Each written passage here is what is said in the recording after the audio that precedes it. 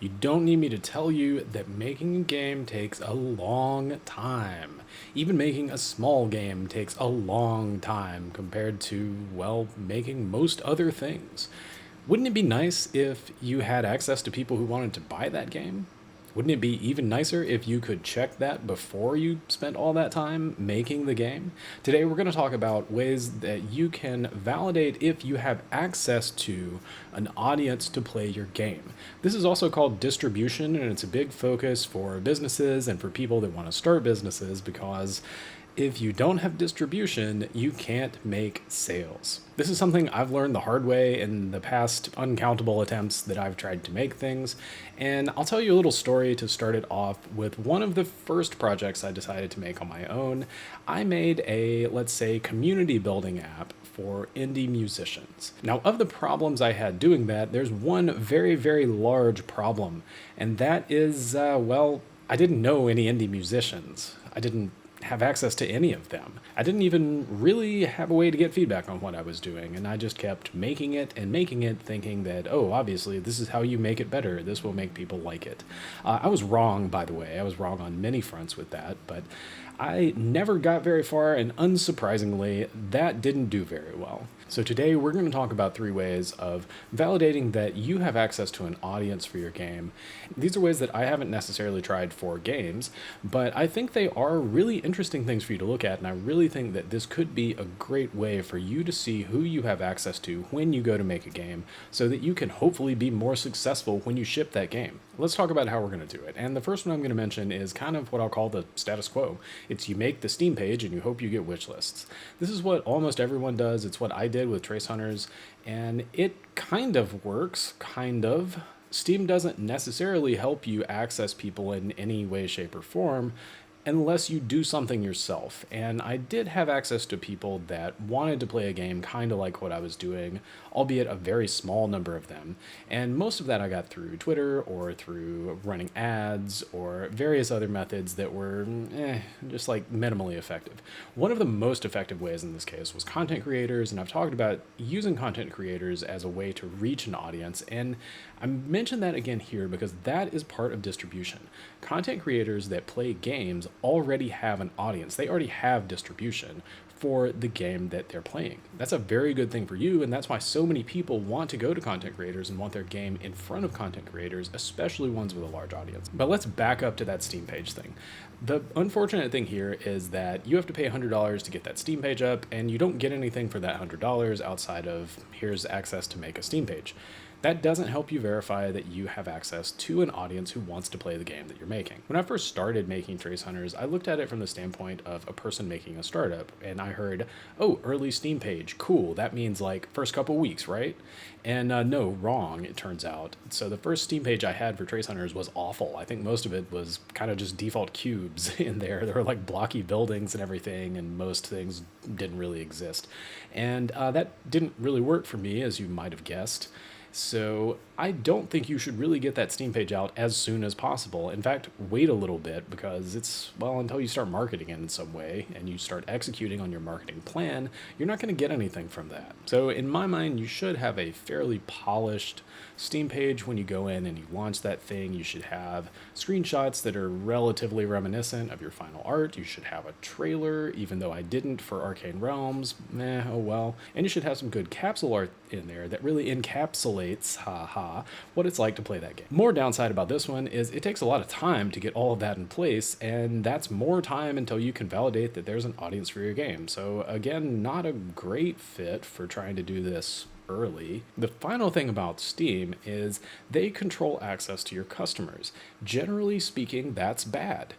They do a lot of things for you. They solve a lot of problems for you, but they also do not really give you direct access to your customers. You're kind of limited in how you can interact with your customers. You're limited in what you can do. The Steam community platform is kind of there, but at least from what I've seen in games that I've played over the past, since Steam existed, it's not really used that much by most people. And by most people in this case, I say most players, not most game devs. So keep that in mind. Don't necessarily ignore the community page like I mostly do. But at the same time, remember that the people that would comment on the community page are those very, very, very deep into the game playing scene and probably are game devs in some way.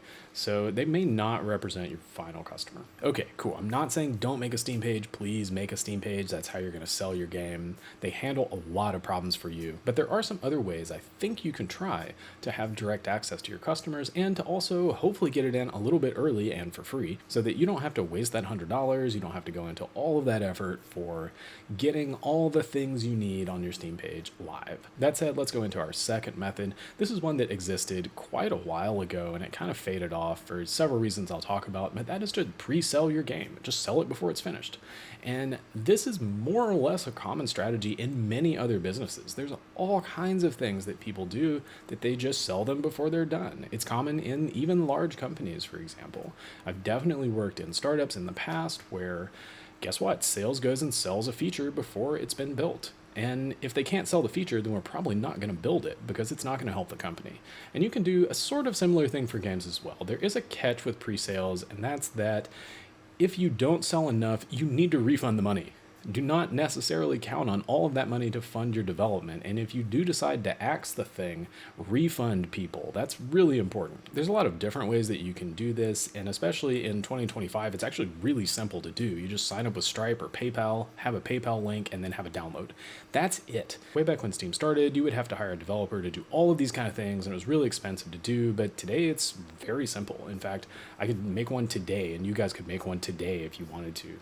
That's how easy it is in 2025. With this method, you also get direct contact to your customers. That means you also have to deal with your customers, which you may not like because that means you have to do sales. But if you're making sales, then you know there's an audience for your game and you can at least try to expand on that a little bit.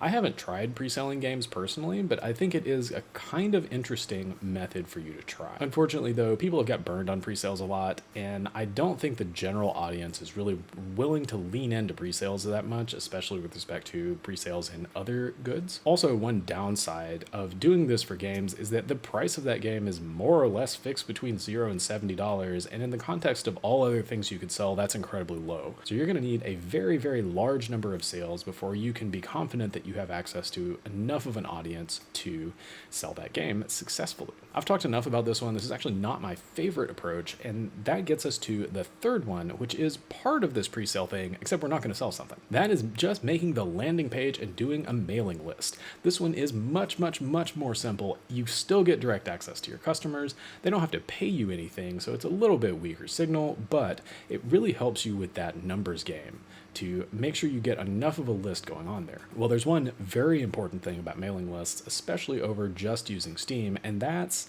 that you can email these people. You can send emails out to your lists as much as you want, more or less, but don't spam them. Why that's such a good thing is you can ask them to wish list multiple times.